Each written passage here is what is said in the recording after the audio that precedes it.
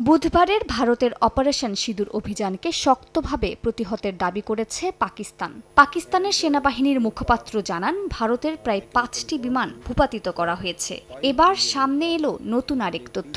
বুধবারে নয়াদিল্লির অপারেশন সিঁদুরে শুধু একতরফা হামলা হয়নি, বরং ইসলামাবাদের প্রতিরোধ ব্যবস্থা অনেক শক্তিশালী ছিল বলে জানিয়েছে মার্কিন গণমাধ্যম CNN।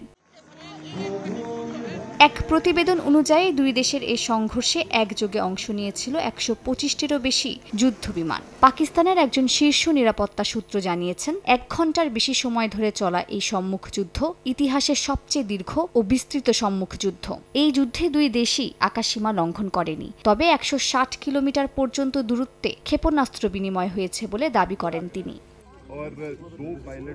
প্রতিবেদনের তথ্য মতে লক্ষ্যবস্তুতে আঘাত হানতে ভারতীয় বিমান বাহিনীকে একাধিকবার চেষ্টা করতে হয়েছে। অন্যদিকে পাকিস্তান সম্ভাব্য লক্ষ্যবস্তু এলাকা থেকে সাধারণ মানুষকে সরিয়ে নেয়ার চেষ্টা করেছে। ক্ষয়ক্ষতি কম রাখতে সক্রিয় ছিল সেনাবাহিনী।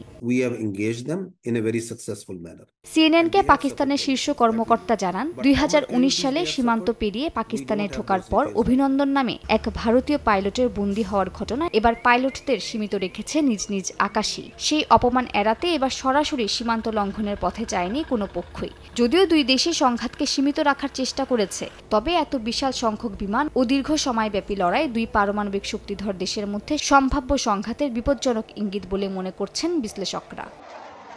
মালিহা সুহরাওয়ার্দী, সময় সংবাদ।